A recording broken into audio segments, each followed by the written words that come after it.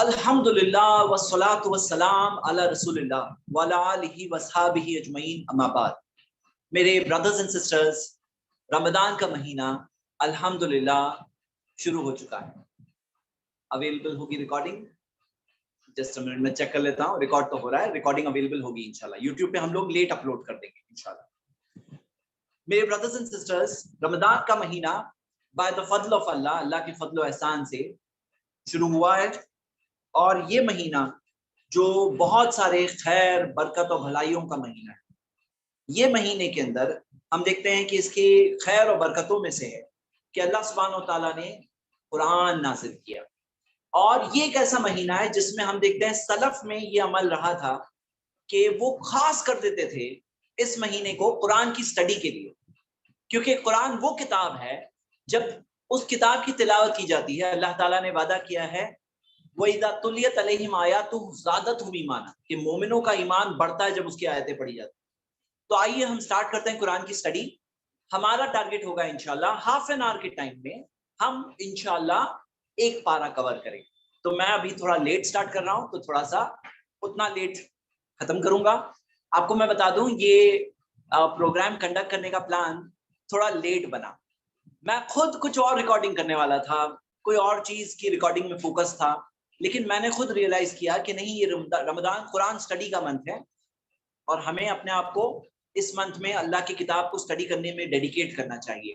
اسی وجہ سے اپنا پلان دوسرے چیزوں کو پارکنگ کر کے، بھلے ہی لاسٹ ڈے کیوں نہ ہو، ہم نے سوچا کہ کیوں نہ ایک کلاس رکھی جائے جہاں ہم اللہ کے کلام کو سٹڈی کریں. میرے برادرز اینڈ سسٹرز، آئیے بنا تاخیر ہم سٹارٹ کرتے ہیں. فرسٹ پارے کی شروعات کہاں سے ہوتی ہے؟ سورۃ الفاتحہ سے ہوتی ہے. اور سورۃ الفاتحہ میں ہم دیکھتے ہیں کہ 7 آیتیں ہیں.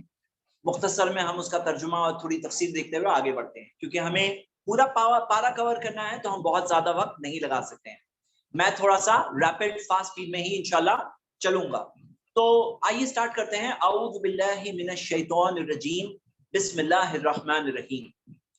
کہ میں پناہ مانگتا ہوں اللہ کی شیطان مردود سے، اللہ کے نام سے جو بڑا مہربان نہایت رحم کرنے والا ہے. سورۃ الفاتحہ کی شروعات ہوتی ہے الحمدللہ رب العالمین، سب تعریف اللہ کی جو سارے جہانوں کا رب ہے. سب سے پہلی صفت جو اللہ کی بتائی گئی ہے کہ اللہ تعالیٰ اکیلا رب ہے. تو ہم یہ دیکھتے ہیں کہ اللہ سبحانہ تعالیٰ نے فرمایا سورۃ الفاتحہ میں الحمدللہ رب العالمین. میں ایسا کرتا ہوں، سورۃ الفاتحہ کھول دیتا ہوں اس میں تاکہ ہم اس پہ چلے جائیں. الرحمن الرحیم، بڑا مہربان نہایت رحم والا. مالک یوم الدین، بدلے کے دن، قیامت کے دن کا مالک. ایاک نعبد و ایاک نستعین، ہم تیری ہی عبادت کرتے ہیں، تجھی سے مدد طلب کرتے ہیں. اہدنا الصراط المستقیم، ہمیں ہدایت دے دے، سیدھے راستے کی ہدایت دے دے. صراط الذین انعمت علیہم، ان کا راستہ جن پر تیری نعمت ہے. غیر المغضوب علیہم ولا الضالین، ان کا راستہ نہیں جن پر تیرا غضب ہے اللہ، ان کا راستہ نہیں جو گمراہ ہو گئے، بھٹک گئے. تو ہم یہ دیکھتے ہیں کہ ہم نے اللہ تعالیٰ کے کلام کی شروعات کی ایک دعا سے، ایک بہت جامع دعا، ایک ایسی دعا جو ہم دن بھر میں کئی بار دہراتے ہیں اپنی نماز میں، کہ اہدنا الصراط المستقیم، اے اللہ ہدایت دے دے ہمیں سیدھے راستے کی. کیونکہ یہ سیدھے راستے کی ہدایت کی بہت بڑی چیز ہے. ہدایت میں یہ بھی شامل ہے کہ ہمیں راستہ پتہ ہو، اور ہدایت میں یہ بھی شامل ہے کہ اس راستے پہ چلنے کی ہم توفیق پائیں. بہت سے لوگوں کو صحیح راستہ معلوم ہے لیکن اس پہ چلتے نہیں ہیں، انہیں اس پہ چلنے کی توفیق نہیں ہوتی. تو ہم دیکھتے ہیں کہ یہ سیدھا راستہ اس کی دعا کے ساتھ ہم نے شروعات کی.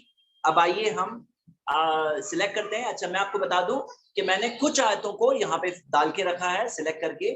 ہم صرف انہی آیتوں کو دیکھیں گے، اور جنرلی میں آپ کو پورے سورہ کا ایک خلاصہ بتا دوں گا، جو پورے پارے کا خلاصہ بتا دوں گا. میرے برادرز اینڈ سسٹرز، یہ جو سورہ ہے سورہ بقرہ مدنی سورہ ہے.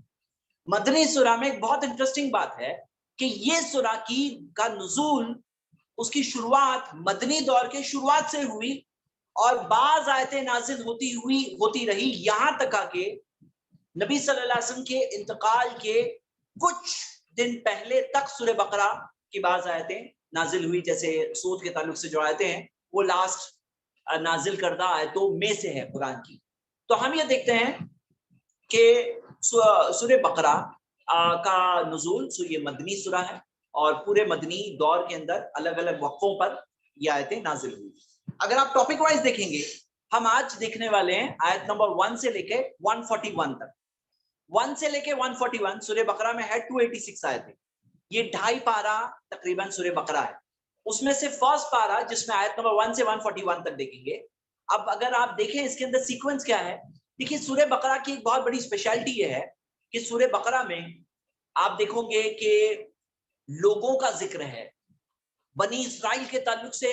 آج ہم جو آیتیں پڑھنے والے ہیں تو اس میں سے اگر آپ دیکھو گے تو آیت نمبر 40 سے لے کے 123 تک, مطلب آیت نمبر 40 سے لے کر 123 تک بنی اسرائیل کا ذکر آ رہا ہے. ہم دیکھتے ہیں شروع میں آدم علیہ السلام کی سٹوری ہے, اور اس کے بعد میں بنی اسرائیل کی کہانی کے بعد میں ابراہیم علیہ السلام, یعقوب علیہ السلام, ان کی کہانی ہے. مطلب تاریخی لوگوں میں تاریخ کی بات ہے, آدم علیہ السلام سے شروعات ہوتی ہے. ابلیس کے بارے میں ذکر ہے, ابلیس کیسے شیطان بنا, وہ کہانی قرآن میں جو 7 جگہوں پر ہے اس میں یہاں سورہ بقرہ میں بگننگ میں ہے.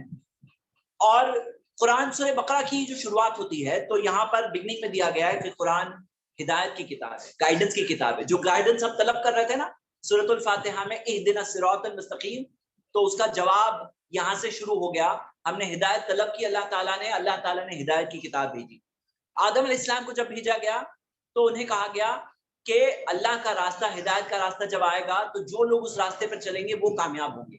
تو یہاں پر سورہ بقرہ میں ہم وہ تاریخی چیزیں دیکھ رہے ہیں, اور میں آپ سب کو ابھارتا ہوں کہ روز جو تراویح میں قرآن کا پارہ آپ پڑھتے ہیں یا سنتے ہیں, ساتھ ساتھ میں اس کا ترجمہ اور حل کی تفسیر بھی ساتھ ساتھ میں دیکھتے جائیں. اس سے کیا ہوگا, آپ سمجھ پائیں گے کہ کیا ہو کیا رہا ہے. تو یہاں پر اللہ تعالیٰ نے ہمارے لیے کیا رکھا ہے معاملہ, کہ پچھلے لوگوں کو دیکھ کر کے ہمیں عبرت حاصل کرنی. ہمیں دیکھنا ہے کیسے ابلیس بھٹک گیا, ہمیں دیکھنا ہے کیسے بنی اسرائیل بھٹک گئے. تاریخی لوگ ہیں, ہسٹوریکل طور پر, تاریخی طور پر کیسے بنی اسرائیل صحیح راستے پہ تھے, مسلمان تھے اس زمانے کے, کیسے بھٹک گئے, کیا غلطیاں کی انہوں نے, کیا بلنڈرز کیے, کیسے نیک لوگوں کے راستے, کس طرح سے آدم علیہ السلام نے توبہ کی, کس طرح سے ابراہیم علیہ السلام کو اللہ تعالیٰ نے آزمایا, کیسے وہ پاس ہوئے, یعقوب علیہ السلام, اور جو ذکر آ رہا ہے نیک لوگوں کا. تو ہم دیکھتے ہیں کہ سورہ بقرہ کے اندر بہت سارے قانون ہیں, ایمان کے تعلق سے بات ہے. ہم دیکھتے ہیں کہ مسائل بیان کیے گئے, کئی سارے نکاح طلاق کا بہت ڈیٹیل میں ساری چیزیں آنے والی ہے, نکاح اور طلاق کے سے ریلیٹڈ ہم دیکھیں گے انشاءاللہ وہ بھی. اسی طرح آپ سورہ بقرہ میں دیکھو گے تو زندگی کے سماجی مسائل کیوں نہ ہو, عبادات کیوں نہ ہو, یہ ساری چیزوں کی رہنمائی ہے. سورہ بقرہ کے اندر یہ ساری چیزوں کی گائیڈنس ہے, اور اللہ تعالیٰ کے علم, اللہ تعالیٰ کی مرضی سے یہ سورہ قرآن کے بگننگ میں ہے. اس کے اندر بہت بڑا وزڈم ہے. یعنی سورہ بقرہ کوئی جب قرآن کی شروعات کرے گا تو سورہ بقرہ پڑھے گا, سورۃ الفاتحہ کے بعد سورہ بقرہ پڑھے گا, تو اس کے اندر بہت بڑا وزڈم ہے. تو آئیے سٹارٹ کرتے ہیں. ہم فرسٹ آیت سے سٹارٹ کر رہے ہیں جو الف لام میم. الف لام میم یہ حروف مقطعات ہے, قرآن کی کئی سوروں میں شروعات میں ہے, اور ان حروف کی میننگ صرف اللہ تعالیٰ جانتا ہے, اللہ تعالیٰ کے علم میں ہے, اور یہ بھی اللہ تعالیٰ پر ایمان لانے کی چیزوں میں سے, ریکوائرمنٹ میں سے ہے. اور ہم یہ دیکھتے ہیں کہ اس کے اندر معجزہ بھی ایک موجود ہے کہ یہ حرف الف لام میم یا الف لام را, یہ سارے جو حروف ہیں یہ ہمارے حرف ہیں. انسانوں نے ان حروف کے ذریعے ہی اپنی زبان لکھی ہے اللہ تعالیٰ کی مرضی سے. انہی انسانوں کی زبان کو لے کر اللہ تعالیٰ نے اپنے کلام کو نازل کیا, اور یہی سورہ میں فاتو بسورۃ من مثلہ, ایک قرآن جیسی سورہ لے آؤ, یہ ایک چیلنج ہے. تو جیسے ایک انسانوں کے لیے چیلنج ہے کہ یہ الفاظ یہ تمہارے ہی تو الفاظ ہے, اس سے اللہ تعالیٰ نے قرآن ہدی للناس کو بھیجا. اور ہدی للناس ہونے کے ساتھ ساتھ ہم آیت نمبر 2 پہ آتے ہیں, ذالک الکتاب لا ریب فیہ, یہ وہ کتاب ہے جس میں کوئی شک نہیں, ہدی للمتقین, تقوی والوں کے لیے ہدایت ہے. مطلب ایسے تو قرآن ہدی للناس میں نے پڑھی آیت سورہ ابراہیم کی آیت نمبر 52 ہے, سورہ 14 آیت نمبر 52. یہاں پہ ہدی للمتقین, ہدایت تقوی والوں کے لیے. تو وہ لفظ ہدایت قرآن میں 2 طریقے سے استعمال ہوتا ہے, ایک ہے راستہ بتانا اور ایک ہے راستہ سمجھنا. تو راستہ بتانا جیسے اللہ تعالیٰ نے قرآن میں کہا کہ نبی صلی اللہ علیہ وسلم نے فرمایا انک لا تہدی من احببت، آپ ہدایت نہیں دے سکتے انہیں جن سے آپ محبت کرتے ہو. اور ایک اور جگہ پہ اللہ تعالیٰ نے فرمایا کہ یقیناً آپ راستہ بتانے والے ہو، ہدایت دینے والے ہو. تو ہم دیکھتے ہیں ایک ہے راستہ بتانا، راستہ تو سب کو بتائے گی کتاب، ہدی للناس ہے، یہ سارے انسانوں کو راستہ بتائے گی، لیکن اس سے راستہ سمجھ کر کے راستہ قبول کرنے والے متقین تقوی والے لوگ ہوں گے. اور میرے بھائیوں میں اپنی بہنیں، ہم تقوی والے مہینے میں داخل ہیں. تقوی والا مہینہ چل رہا ہے، سیکھنے والا، لعلکم تتقون والا مہینہ، جس مہینے میں آسمان کی زمین دروازے کھل جاتے ہیں اور جنت کے دروازے کھول دیے جاتے ہیں، جہنم کے دروازے بند کر دیے جاتے ہیں. وہ مہینے میں ہم سب داخل ہے. یہ تقوی سیکھنے کا مہینہ ہے اور یہ ہدی للمتقین والی کتاب ہمارے سامنے ہے. آگے ہم یہ دیکھتے ہیں کہ تقوی والوں کی خوبیاں دی گئی ہے. یہ آیت نمبر 3، 4 اور 5 میں ایمان والوں کی خصوصیات دی گئی. ایمان والے ہوتے کون ہیں؟ تو الذین یؤمنون بالغیب، غیب پہ ایمان لاتے ہیں. آپ نے ایمان لایا، ایمان لانے کے بعد غیب پر ایمان لانا یہ ایمان کے تقاضوں میں سے ہے. مطلب آپ عقل استعمال کرو. قرآن میں 24 جگہوں پہ کہا گیا ہے افلا تعقلون، عقل نہیں استعمال کرو گے. عقل استعمال کرو، سوچو، دیکھو اللہ کی نشانیوں کو. الم ترا، کیا تم یہ نہیں دیکھتے؟ افلا تتفکرون، کیا تم غور نہیں کرتے؟ لیکن غور و تفکر کرنے کے بعد جب اللہ نے ایمان کی دولت دے دی تو اب اس کے بعد ایک ریکوائرمنٹ ہے کہ ہمارے اندر تقوی ہونا چاہیے، ہمارے اندر یؤمنون بالغیب ہونا چاہیے. کیوں؟ کیونکہ ہم عقل کی بنیاد سے سمجھ لیے کہ قرآن اللہ کی کتاب ہے. تحقیق کر کے ایک انسان سمجھ گیا کہ آسمان اور زمین کا مالک ہے اور وہ ایک ہی ہے، اسی کی عبادت ہونی چاہیے، ہے کہ نہیں؟ سمپل بات ہے کہ کیا نشانیاں نہیں دکھتی آپ کو؟ کائنات کو دیکھ کے نہیں سمجھ میں آتا کیا بغیر بنانے والے کے بن گئی؟ کیا اپنے اندر ڈی این اے وغیرہ سب کو دیکھ کے نہیں سمجھ میں آتا ہے؟ تو ایمان لے آئے. اب ایمان لینے کے بعد ایمان کا تقاضا ہے کہ غیب کی خبروں پر ایمان لاؤ. کیوں؟ کیونکہ آپ کو پتا ہے کہ آپ کی عقل کتنی لمیٹڈ ہے. کوئی چیز ہونے کے بعد ہمیں معلوم پڑتی ہے کہ ارے یہ چیز ہو گئی اور یہ چیز تو ہمارے لیے بری ہے. ہم ایکسپیریمنٹل ٹرائل اینڈ ایرر سے زندگی جیتے ہیں. تو کیا کوئی ایسا نہیں ہے جو سب کچھ جانتا ہے؟ تو ہاں ہے، جو ہمارا بنانے والا ہے، کائنات کا بنانے والا ہے، اللہ تعالیٰ ہے. اللہ تعالیٰ سب کچھ جاننے والا ہے اور ہم نے اس پہ ایمان لایا ہے. وہ ہمیں راستہ بتائے گا، ہم اس کے اوپر بھروسہ کرتے ہیں، وہ ہمیں مس گائیڈ نہیں کرے گا، وہ ہمیں راستہ بتائے گا. تو یؤمنون بالغیب، غیب پہ ایمان لاتا. وہ یقیمون الصلاۃ، اور نماز قائم کرتے ہیں. وہ مما رزقناہم ينفقون، اور جو ہم نے انہیں رزق دیا، رزق بھی اللہ کا دیا ہوا، ينفقون، وہ اس میں سے خرچ کرتے ہیں. مطلب آدمی سوچتا ہے نا میرا مال، میرا مال نہیں، یہ اللہ کا دیا ہوا رزق ہے، اس بات کو سمجھو، اس میں سے خرچ کرتے ہیں. تو یہ ایمان والوں کی خوبی اللہ تعالیٰ نے بتائی. اور پھر اللہ تعالیٰ نے بتایا والذین یؤمنون بما انزل الیک، وہ لوگ جو ایمان لائے ہیں اس پر جو آپ پر نازل ہوا، وما انزل من قبلک، اور جو آپ سے پہلے والوں پہ نازل ہوا، یعنی پچھلی کتابوں پہ ایمان ہے، پچھلے نبیوں پہ ہمارا ایمان ہے. اور ہم یہ مانتے ہیں کہ اللہ تعالیٰ نے پچھلے قوموں کو بھی راستہ بتایا، اللہ تعالیٰ نے کتابیں نازل کی، سب پر ہمارا ایمان ہے، سب کے سب پر ہمارا ایمان ہے.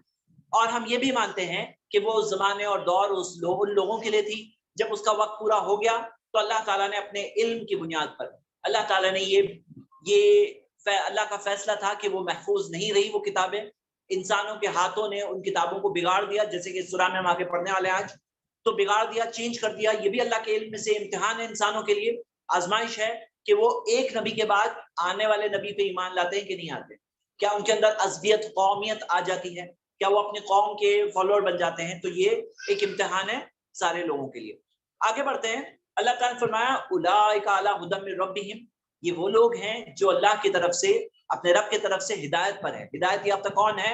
ہدایت کا ڈیفینیشن ہم نے دیکھا، ہدایت طلب کی تھی سورۃ الفاتحہ میں ہم نے، اہدنا الصراط المستقیم، ہدایت والی کتاب ہمارے ہاتھوں میں ہے. اور پھر اس میں ہم دیکھتے ہیں ھدی من ربہم، اللہ کی طرف سے ہدایت پر ہے، واولئک ھم المفلحون، یہ ہے کامیاب لوگ. تو کامیاب لوگ وہ نہیں ہیں جو دنیا کے لوگ کہیں کہ یہ کامیاب ہے، کامیاب وہ لوگ ہیں جو ہدایت پر ہیں. آگے ہم دیکھتے ہیں اب انکار کرنے والوں کی بات ہوتی ہے. ان الذین کفروا سواء علیہم انذرتہم ام لم تنذرہم لا یؤمنون، یقیناً وہ لوگ جو انکار کرتے ہیں. اب جو لوگ انکار کرتے ہیں، دیکھیے کفر کرنے والے الگ الگ طرح کے ہوتے ہیں. تو کفر کرنے والوں میں سے جو لوگ انکار کرنے پہ اتر آتے ہیں، ان کا ایک مرحلہ آتا ہے سواء علیہم انذرتہم ام لم تنذرہم لا یؤمنون، کہ تم چاہے انہیں بتاؤ یا نہ بتاؤ وہ ایمان نہیں لائیں گے. یہ ایک مرحلہ ہوتا ہے. ختم اللہ علی قلوبہم، اللہ تعالیٰ نے ان کے دلوں پر مہر لگا دی ہے، وعلی سمعہم، اور ان کے کانوں پر مہر لگ گئی، سننے کی استطاعت پہ مہر لگ گئی، وعلی ابصارہم غشاوہ، ان کی آنکھوں پر پردہ ہے، وَلَهُمْ عَذَابٌ عَظِيمٌ، ان کے لیے بہت ہی بڑا عذاب ہے، بہت ہی بڑا عذاب ہے۔ اور یہ عذاب ہے ان کے لیے کہ وہ حق جب انکار کرتے رہے، سننے کے بعد انسنی کرتے رہے، دیکھنے کے بعد اندیکھی بناتے رہے، تو ایک مرحلہ آتا ہے جب سن ہی نہیں سکتے ہیں، دیکھ ہی نہیں سکتے ہیں۔ تم نے دیکھ دیکھ کے اندیکھی کرتے رہے، اللہ کی نشانیوں کو دیکھا اور دیکھ دیکھ کے کہا کہ کچھ نہیں ہے، انکار کرتے رہے، تو ایک وقت آتا ہے کہ دل پہ مہر لگ جاتی ہے، آنکھوں پر گویا کہ پردہ آ جاتا ہے، کانوں پہ جیسے کہ مہر لگ جاتی ہے۔ تو ہم دیکھتے ہیں یہ ہوتا ہے، یہ 2 آیتیں تھی کفر کرنے والوں کے تعلق سے۔ یقیناً کفر کرنے والوں میں سب برابر نہیں ہوتے، سب کے لیے یہ بات نہیں ہے کہ سب کے سب جیسے ہی انکار کیے سب کے سب پہ مہر لگ گئی۔ ایک مرحلہ ہوتا ہے، سٹیج ہوتا ہے۔ تو کفر کرنے والوں کے تعلق سے الگ الگ آیتیں اللہ تعالیٰ نے قرآن میں الگ الگ جگہوں پہ بتایا ہے۔ یہاں پر ایک سٹیج، ایک مرحلہ ہے، ایکسٹریم سٹیج، آخری سٹیج، جس کے اندر ان کے دلوں پر مہر لگ جاتی ہے۔ اور ہم سب کو بھی ڈرنا چاہیے، کیونکہ ایک شخص ایمان والا ہو سکتا ہے اور وہ اپنے گناہوں کی وجہ سے کفر تک پہنچ جائے۔ اور کئی بار ہم دیکھتے ہیں کہ غلط ماحول اور گناہوں کی وجہ سے ایک انسان کئی چیزوں میں پڑ جاتا ہے، گناہ اسے کفر کے دروازے تک پہنچا دیتے ہیں۔ تو ہم سب کو بھی ڈرنا چاہیے۔ اسی وجہ سے زندگی میں ہمیشہ یہ رول ہونا چاہیے کہ میں حق بات کو دیکھ کر کے قبول کروں گا، میں آنکھوں سے دیکھ کر کے اندیکھی نہیں بناؤں گا۔ آئیے ہم آگے بڑھتے ہیں۔ اب آیت نمبر 8 سے لے کر 20 تک یہ 13 آیتیں ہیں منافقوں کے بارے میں۔ وَمِنَ النَّاسِ مَن يَقُولُ آمَنَّا بِاللَّهِ وَبِالْيَوْمِ الْآخِرِ وَمَا هُم بِمُؤْمِنِينَ۔ انسانوں میں کچھ ایسے بھی لوگ ہیں جو کہتے ہیں کہ ہم نے ایمان لایا اللہ پر، قیامت کے دن پر، لیکن وہ ایمان والے نہیں ہیں۔ اللہ تعالیٰ نے بتایا کہ کہتے ہیں لیکن ہے نہیں وہ۔ تو یخادعون اللہ، وہ جیسے کہ اللہ کو دھوکہ دینے کی کوشش کرتے ہیں، والذین آمنوا، ایمان والوں کو دھوکہ دینے کی کوشش کرتے ہیں، وما یخدعون الا انفسهم وما یشعرون، اور وہ نہیں دھوکہ دیتے سوائے اپنے آپ کو، اور انہیں شعور بھی نہیں ہے، انہیں احساس بھی نہیں ہے کہ وہ دھوکہ صرف اپنے آپ کو دے رہے ہیں۔ میرے بھائی میری بہنیں، یہ ہے حقیقت وہ سارے لوگوں کی جو انکار کا راستہ لیتے ہیں، جو دھوکہ دینے کا راستہ لیتے ہیں۔ جیسے مثال کے طور پر آج بھی بہت سارے لوگ اسلام کو گویا کہ بدنام کرنے کی کوشش کرتے ہیں، لیکن کاش کہ ان کو پتا ہوتا وہ اسلام کو کوئی بدنام کر ہی نہیں سکتا، کیونکہ حق ہے، حق ریالٹی ہے۔ وہ اپنے اوپر ظلم کرتے ہیں، خود کے اوپر ظلم کرتے ہیں، کسی اور کے اوپر نہیں۔ کیا کرتے ہیں؟ کیونکہ ریالٹی کیا بدل جائے گی، کیا حقیقت بدل جائے گی؟ کیا آسمان و زمین کا کوئی اور مالک ہو جائے گا؟ کیا مرنے کے بعد حساب و کتاب نہیں ہوگا؟ اوکے، ہم آگے بڑھتے ہیں۔ تو اب ہم آگے بڑھتے ہیں۔ ایک مثال آیت نمبر 11 میں ہے، وَإِذَا قِيلَ لَهُمْ لَا تُفْسِدُوا فِي الْأَرْضِ، جب ان سے کہا جاتا ہے زمین میں فساد مت کرو، قَالُوا إِنَّمَا نَحْنُ مُصْلِحُونَ، وہ کہتے ہیں کہ ہم تو زمین میں اصلاح کرنے والے ہیں، ہم تو زمین میں ریفارم کرنے والے ہیں، سدھار پیدا کرنے والے لوگ ہیں ہم لوگ۔ تو یہ ان کا ڈسپشن ہے۔ اللہ تعالیٰ نے فرمایا الا انہم هم المفسدون ولکن لا یشعرون، در حقیقت یقیناً وہی لوگ ہیں جو مفسدون ہیں، فساد کرنے والے ہیں، لیکن انہیں خود بھی اس چیز کا شعور نہیں ہے۔ آیت نمبر 20 تک پڑھنے کے بعد ہم آگے بڑھتے ہیں۔ آیت نمبر 21 میں ایک اور مثال آیت نمبر 18 میں ہم دیکھ لیتے ہیں، سم بکم عمی فہم لا یرجعون، کہ اللہ تعالیٰ نے کہا کہ بہرے، گونگے اور اندھے وہ لوگ صحیح راستے پہ واپس نہیں آئیں گے۔ تو یہاں پر خاص طور سے وہ لوگ جو دیکھ کر اندیکھا کر دیتے ہیں، سن کر انسنی کر دیتے ہیں، تو ایک سٹیج آتا ہے کہ وہ بہرے، گونگے اور اندھے ہو جاتے ہیں، ہاں، حق بات کو قبول نہیں کر سکتے ہیں، کہہ نہیں سکتے ہیں، ایک طرح سے گونگے ہو جاتے ہیں۔ آیت نمبر 21 سے جو ٹاپک سٹارٹ ہوتا ہے، تو 21 سے 29 تک یہ انسانوں سے خطاب ہے، سارے انسانوں سے۔ یا ایھا الناس، اے انسانوں، یا ایھا الناس اعبدوا ربکم الذی خلقکم، عبادت کرو تم سب اپنے رب کی جس نے تمہیں بنایا۔ تمہیں بنایا کس نے؟ ذرا سوچو، جس نے تمہیں بنایا اس کی عبادت کرو۔ اب یہاں پہ سوال کیا ہے؟ جس نے بنایا ہے، توحید الربوبیہ کی بات ہو رہی ہے، بنانے والا وہی ہے، اور اس سے اپیل یہ ہے عبادت بھی اسی کی کرو۔ لوگ کیا کہتے ہیں؟ مانتے ہیں بنانے والا ایک ہے، لیکن عبادت ہم ان کی کریں گے، ان کی کریں گے، ان کی کریں گے۔ تو اللہ تعالیٰ نے کہا اعبدوا ربکم الذی خلقکم، اس کی عبادت کرو جس نے تمہیں بنایا، والذین من قبلکم، تم سے پہلے والوں کو بنایا، لعلکم تتقون، تاکہ تم تقوی اختیار کرو۔ اب یہاں پہ چند اللہ کی نعمتیں ذکر ہے۔ الذی جعل لکم الارض فراشا، اس نے جس نے زمین کو تمہارے لیے فرش بنایا، والسماء بناء، آسمان کو تمہارے لیے چھت بنایا، وانزل من السماء ماء، اور آسمان سے تمہارے لیے پانی نازل کیا، بھیجا، فاخرج به من الثمرات رزقا لکم، اور وہ پانی سے اللہ تعالیٰ نے نکالا تمہارے لیے پھلوں کو جو تمہارے لیے رزق کے طور پر ہے، فلا تجعلوا للہ اندادا وانتم تعلمون، تو اللہ تعالیٰ کے ساتھ اور شریک مت بناؤ جبکہ تم جانتے ہو، جانتے ہوئے اللہ تعالیٰ کے ساتھ اور شریکوں کو مت بناؤ۔ دیکھیے یہاں پہ کتنا اچھا پیغام ہے، کاش کہ ہم سب مسلمان سمجھتے کہ ہمیں یہ پیغام یا ایھا الناس، اے انسانوں، ان تک پہنچانا ہے، یہ امانت ہے اللہ کی ہمارے پاس، ہمیں پیغام کو پہنچانا چاہیے ان لوگوں تک۔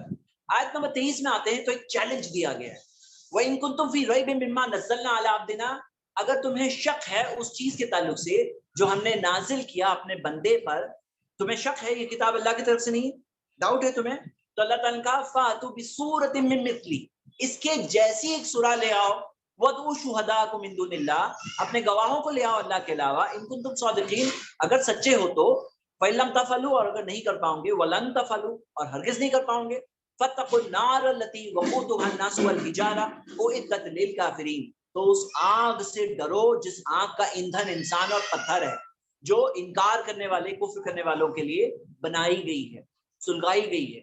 تو ہم دیکھتے ہیں میرے بھائیوں میری بہنیں کہ یہ ایک چیلنج ہے، اور قرآن ایک ایسی کتاب ہے جو کوئی امیٹیٹ نہیں کر سکتا۔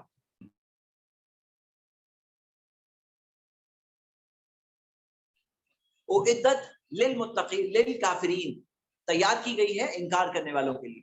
اب یہ ایک چیلنج ہے، اور میرے بردرز سسٹرز اگر آپ اسٹڈی کرو گے تو قرآن کے اندر ایسی کئی ساری انمیٹیبل کیریکٹرسٹکس ہے کہ جس کی وجہ سے کوئی انسان اس کتاب کو نہیں بنا سکتا ہے۔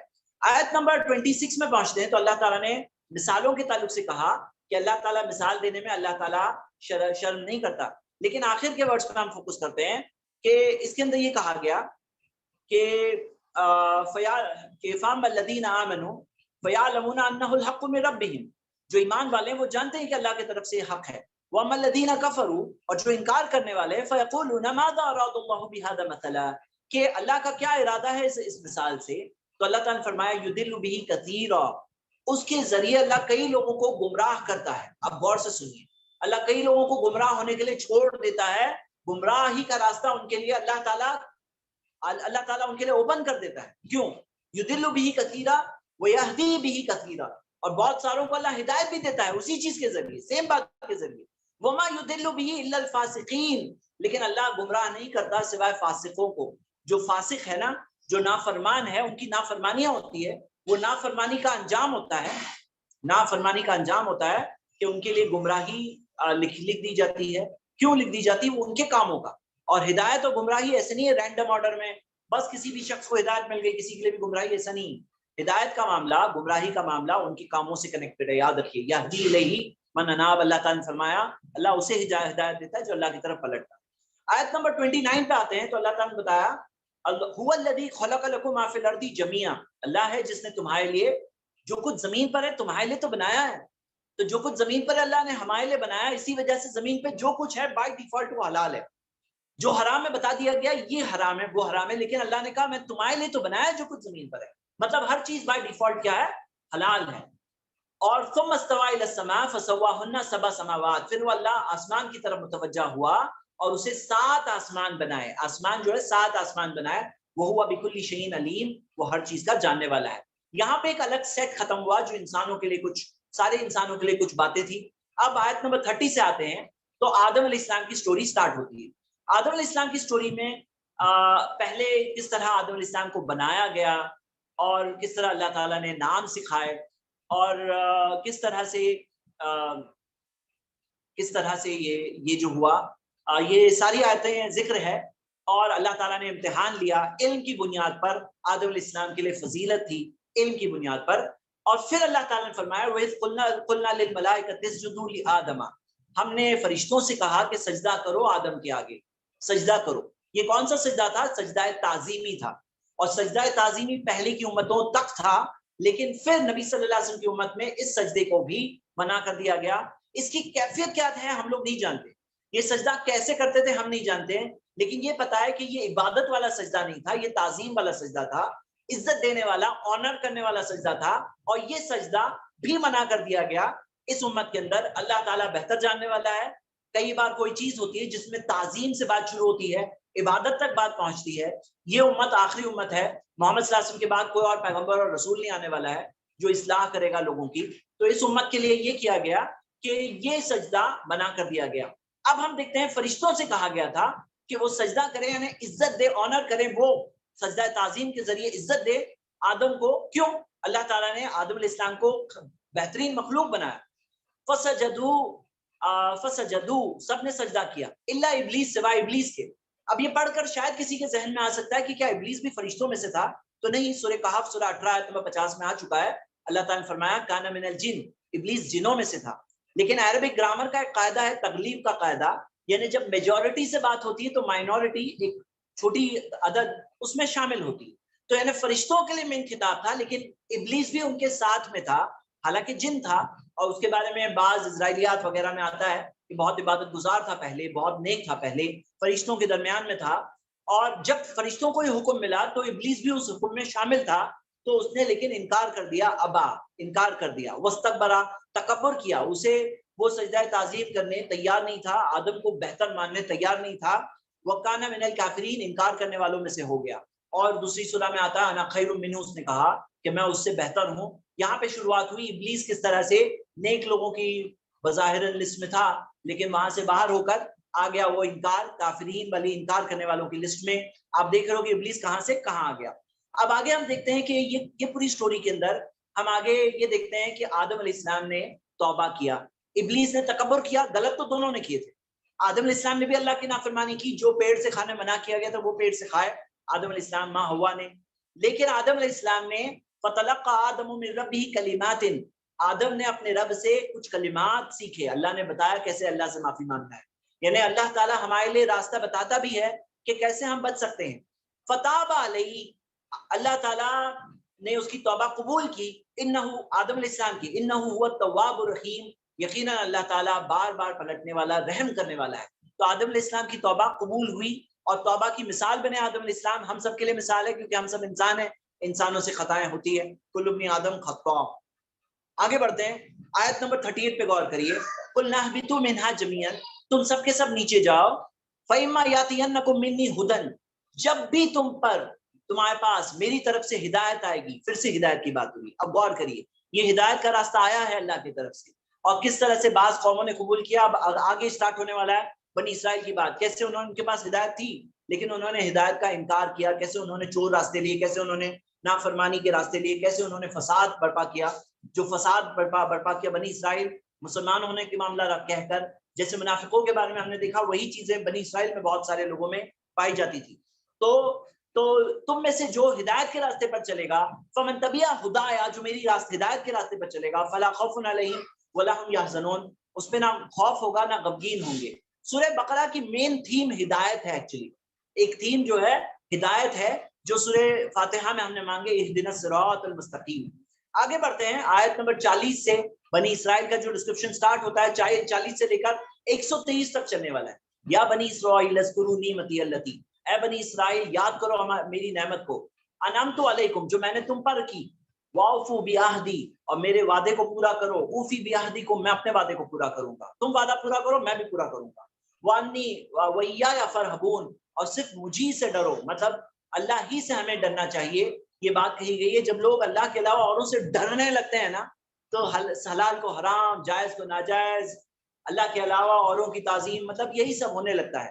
تو ہم دیکھتے ہیں کہ یہاں پہ اوفو بعہدی اوفی بعہدکم، میرے وعدے کو پورا کرو، تم میرے وعدے کو پورا کرو، میں اپنے وعدے کو پورا کروں گا. قرآن میں ایسا کئی جگہوں پہ فاذکرونی اذکرکم، ان تنصروا اللہ ینصرکم، ایسے کئی جگہوں پر تم ایسا کرو گے اللہ بھی تمہارے ساتھ ویسا کرے گا، جیسا کرو گے اللہ تمہارے ساتھ ویسا کرے گا. آیت نمبر 42 پہ آتے ہیں. تو ابھی ایک عبرت کی بات ہے. اللہ تعالیٰ نے حالانکہ بنی اسرائیل سے کہا ہے، لیکن ہم سب کو بھی سمجھنا چاہیے. وَلَا تَلْبِسُوا الْحَقَّ بِالْبَاطِلِ، حق پر باطل کو کی چادر مت چڑھاؤ، حق کو اور باطل کو خلط ملط تم مت کرو. وَاقْتُمُوا الْحَقَّ وَأَنْتُمْ تَعْلَمُونَ، حق کو جانتے ہوئے اونچتے ہوئے چھپاؤ مت، حق کو مت چھپاؤ. اور اللہ سبحانہ وتعالیٰ نے آیت نمبر 44 میں کہا، تَأْمُرُونَ النَّاسَ بِالْبِرِّ، کیا تم لوگوں کو اچھائی کا حکم دیتے ہو، وَتَنْسَوْنَ أَنفُسَكُمْ، اپنے آپ کو بھول جاتے ہو، لوگوں کو صحیح راستہ بتاتے ہو، خود اپنے آپ کو بھول جاتے ہو. وَأَنْتُمْ تَتْلُونَ الْكِتَابَ، تم کتاب بھی پڑھتے ہو. أَفَلَا تَعْقِلُونَ، کیا تمہارے پاس عقل نہیں ہے؟ تم سمجھدار ہوتے تو لوگوں سے کہتے، لوگوں جاؤ جنت وہاں ہے لیکن میں جہنم. ایسے تمہارے اندر عقل نہیں ہے کیا؟ سب کو بول رہے ہو جاؤ جنت اور خود اپنے آپ کو جہنم میں رکھ رہے ہو. عقل نہیں ہے کیا؟ تم سوچو تو صحیح، ایسا کیوں کر رہے ہو اپنے ساتھ؟ ایسا کیوں کر رہے ہو؟ اللہ تعالیٰ نے جیسے ڈانٹا ہے کہ ایسا کیوں اپنے آپ کو بھول رہے ہو. اور پھر آتا ہے وَاسْتَعِينُوا بِالصَّبْرِ وَالصَّلَاةِ، مدد حاصل کرو صبر کے ذریعے، صلاح کے ذریعے. وَإِنَّهَا لَكَبِيرَةٌ إِلَّا عَلَى الْخَاشِعِينَ، یقیناً نماز مشکل ہے. کس کے لیے مشکل ہے؟ لوگوں کے لیے. کبیرۃ مشکل ہے، بڑی چیز ہے ان کے لیے، مشکل چیز ہے نماز. لیکن کس کے لیے مشکل نہیں ہے؟ سوائے ان کے لیے جن کے اندر خشوع ہوتا ہے، مطلب جو ہمبل ہوتے ہیں، جو اللہ کے سامنے جھکنے والے لوگ ہیں، وہ لوگوں کے لیے مشکل نہیں ہوتی. اور پھر اگلی آیت میں ہے الذین یظنون انہم ملاقو ربہم، وہ لوگ جو یہ گمان کرتے ہیں کہ اللہ ہی سے ملاقات ہونے والی، وانہم الیہ راجعون، اور وہ اللہ کی طرف واپس لوٹیں گے. تو یہ ہم دیکھتے ہیں کہ آیت نمبر 45 ہم نے دیکھے. جی ہم آگے بڑھتے ہیں. آیت نمبر 48 میں جب آتے ہیں تو اللہ تعالیٰ نے فرمایا وَاتَّقُوا يَوْمًا، اس دن سے ڈرو، لا تجزی نفس عن نفس، جس دن ایک نفس دوسرے نفس کے کام نہیں آئے گا، شیئن، کسی چیز میں کام نہیں آئے گا، ولا يقبل منها شفاعت، شفاعت سفارش نہیں قبول کی جائے گی. سفارش نہیں قبول کی جائے گی سے کیا مراد؟ دیکھیے سفارش کا معاملہ آپ سمجھ لیجئے. سفارش اللہ تعالیٰ نے آیت الکرسی میں آگے اسی سورہ میں فرمایا ہے کہ اللہ سے کے سامنے نہیں سفارش الا ماشاء اللہ، سوائے وہ جو اللہ چاہے. تو حقیقت میں کس کی مرضی ہے؟ اللہ کی مرضی. تو بعض لوگوں کے لیے سفارش نہیں قبول کی جائے گی. یہ وہ لوگ ہیں جو شرک کرنے والے، کفر کرنے والے، ان کے لیے کوئی سفارش کا معاملہ نہیں. اور سفارش اللہ کے طرف سے ہے، اور جو اللہ تعالیٰ چاہے اس کے ذریعے ہی ہے، مطلب فائنل فیصلہ اللہ ہی کا ہے. تو اللہ تعالیٰ نے فرمایا وَلَا يُقْبَلُ مِنْهَا شَفَاعَةٌ وَلَا يُؤْخَذُ مِنْهَا عَدْلٌ، نہ بدلے میں کچھ لیا جائے گا، وَلَا هُمْ يُنصَرُونَ، نہ ان کی مدد کی جائے گی. آیت نمبر 65 میں آتے ہیں تو اللہ تعالیٰ نے سبت کے تعلق سے، جو سبت منا تھا، اب یہاں پہ مثالیں چل رہی ہیں بنی اسرائیل کی نافرمانیوں کی مثالیں، جو ہم سب کے لیے عبرت ہے. میں آپ سب کو ابھارتا ہوں، ضرور وہ مثالیں پڑھیے اور ہم سب بھی عبرت حاصل کریں کہ جیسے وہ مسلمانوں نے کیا، اس زمانے کے مسلمان تھے، ہمیں نہیں کرنا چاہیے. اللہ تعالیٰ نے فرمایا وَلَقَدْ عَلِمْتُمُ الَّذِينَ اعْتَدَوْا مِنْكُمْ فِي السَّبْتِ، جو لوگوں نے سبت کے معاملے میں حد تجاوز کیا، تو اللہ تعالیٰ نے فرمایا کہ ان کے تعلق سے کیا کہا گیا تھا؟ کونوا قردۃ خاسئین، کہ بن جاؤ بندر، ہاں، خاسئین یعنی کہ ڈسپائزڈ، جیسے ذلیل بھی کیا گیا اور بندر بھی بنایا گیا. اور آیت نمبر 67 میں آتے ہیں تو اللہ تعالیٰ نے فرمایا وَإِذْ قَالَ مُوسَىٰ لِقَوْمِهِ، موسیٰ نے اپنی قوم سے کہا إِنَّ اللَّهَ يَأْمُرُكُمْ أَن تَذْبَحُوا بَقَرَةً، اللہ نے حکم دیا ہے کہ تم ایک بچڑے کو ذبح کرو، گائے کو ذبح کرو. تو کیا کہا وہ لوگوں نے؟ اب یہاں پر وہ لوگوں کو کرنا نہیں تھا. کیوں؟ کیونکہ ان کے دلوں میں گائے کی محبت آ گئی تھی اور وہ اس کی عبادت بھی کرنے لگے تھے، اور انہیں وہی چیز کی قربانی دے کرنے کہا گیا. تو انہوں نے کہا قالوا تتخذنا ہزوا، کیا آپ ہمارا مذاق تو نہیں اڑا رہے ہو، مطلب مذاق تو نہیں کر رہے ہو؟ تو قال اعوذ باللہ ان اکون من الجاہلین، موسیٰ علیہ السلام نے کہا کہ میں اللہ کی پناہ مانگتا ہوں میں جاہلوں میں سے نہ ہو جاؤں. تو میرے برادرز اینڈ سسٹرز، آج کیونکہ تھوڑے سے کچھ ڈیفیکلٹی ہوئی، سٹارٹ کرنے میں بھی لیٹ ہوا اور شروع میں تھوڑا تعارف بھی دینا تھا، تو ہم انشاءاللہ یہ جو آدھا پارا تقریباً چھوٹ گیا ہے، آج ہم آیت نمبر 67 پہ روکتے ہیں آج کی کلاس، اور چند سوال لے لیتے ہیں انشاءاللہ. تو ہم انشاءاللہ کل کور اپ کریں گے، انشاءاللہ کل کور اپ کریں گے، اور کل 10:30 شارپ ہمیں سٹارٹ کرنا ہے. تو چلیے سوالات میں لے لیتا ہوں، چند سوال اور سوالات. کل کا خوبصورت رمضان کو انٹروڈیوس کر دو، کل کی کلاس جو صبح میں کیا تھا دیجیے.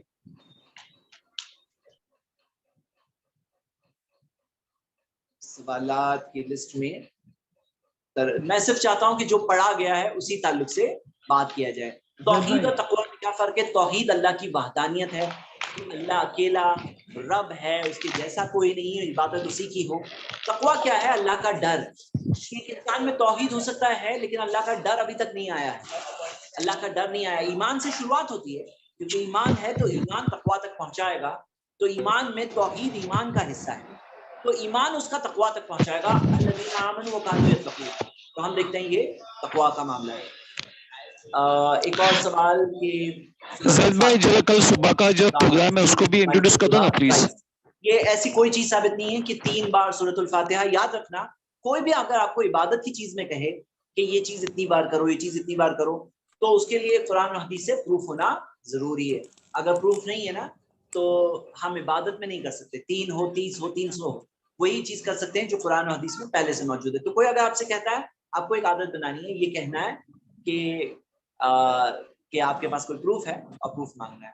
اور آفیشیلی ہماری کلاس ختم ہو گئی کیونکہ وقت زیادہ ہو گیا ہے. अनऑफिशियली मैं चंद सवालात ले रहा हूँ। मुझे सवाल में एक और सवाल दिख रहा है। ज़ैद भाई जरा कल का खूबसूरत रमजान भी इंट्रोड्यूस कर दो प्लीज। जिसमें माइनॉरिटी को मेजॉरिटी, तगलीब का कायदा, गालिब तगलीब जो मेजॉरिटी होती है उसमें माइनॉरिटी शामिल होती है। मतलब उसको अलग से कहना नहीं है कि तुम भी, कि ए जिन तुम भी इसमें शामिल हो, मतलब वो मेजॉरिटी के अंदर माइनॉरिटी शामिल है। इसकी बहुत सारी मिसालें आपको अरबिक ग्रामर में मिलेगी। ठीक है, नमाज के लिए कॉलेज में सेपरेट रूम ना हो। देखिए ब्रेक के टाइम में क्लासरूम में लास्ट बेंच के एरिया में देखिए कैसा है कि ब्रेक के टाइम पर पूरी जमीन मस्जिद है, कंपाउंड में कहीं भी एरिया हो, स्टेयरकेस, बैक साइड, कोई ऐसी एरिया हो जहाँ जाके नमाज पढ़ सकते हैं, पढ़ लीजिए इंशाल्लाह। हाँ, नमाज पढ़ लीजिए, पूरी जमीन मस्जिद है। और कभी वंस इन अ वे, बहुत once in a blue moon आप ये भी कर सकते हैं कि कंबाइन भी कर सकते हैं। अगर नमाज छूटने वाली है तो वंस इन अ वे मुशक्कत है तो नमाज छोड़ना नहीं चाहिए। ज़ोहर और असर को कंबाइन कर सकते हैं, मगरिब और इशा कंबाइन कर सकते हैं, अगर छूटने वाली है तो मजबूरी। हाँ, लेकिन ये भी एक चीज़ है। और बाकी किसी तरह से रास्ता निकाले, अल्लाह ताला रास्ता निकालने वाला, अल्लाह मदद करने वाला। अगर कोई शख्स ये कहे कि अल्लाह को दुनिया बनानी थी इसलिए उसमें हमें ये आदम और इब्लीस की स्टोरी बताई, तो उसे हम क्या कहें? देखिए अल्लाह ताला ने आसमान और ज़मीन को बनाया, इसमें कोई शक नहीं। दुनिया बनाई, इसमें कोई शक नहीं। दुनिया में आप और मैं, हम सब है, इसमें कोई शक नहीं। लेकिन हिस्ट्री से हम सीखते हैं, किस तरह से बनी इसराइल ने किया तो सीखते हैं, किस तरह से आदम इंसान ने किया सीखते हैं, किस तरह से इब्लीस ने क्या किया सीखते हैं। और ऐसी स्टोरीज अभी भी कंटिन्यूसली, अभी भी रोज अभी हम बात कर रहे हैं ना, ऐसी स्टोरीज चल रही है। नेक लोगों की स्टोरीज भी है, गुनहगारों की स्टोरीज भी है। हाँ, तो ये तो चलता रहेगा, दुनिया है तब तक चलता रहेगा। ओके, हमें नमाज में सजदा करते हैं तो सजदा ताज़ीम है, इबादत है, वो सजदा इबादत है। नमाज में सजदा इबादत है, सजदा तिलावत सजदा इबादत है। हाँ, और सजदा शुक्र सजदा इबादत है। सजदा ताज़ीम इस उम्मत में नहीं है, नबी सल्लल्लाहु अलैहि वसल्लम ने मना किया, सही बुखारी की हदीस है। उसकी कैफियत क्या थी वो भी हम नहीं जानते। तो कैसे करते थे, कैफियत मतलब वो कैसे करते थे उस जमाने में, वो हमें नहीं पता।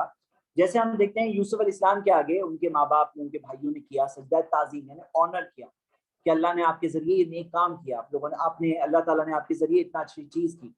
हाँ, तो हम ये देखते हैं। चलिए नेक्स्ट, तरावी और तहज्जुद दोनों के मौजू कल में आएगा। कल तरावी तहज्जुद का मौजू सुबह में आने वाला है।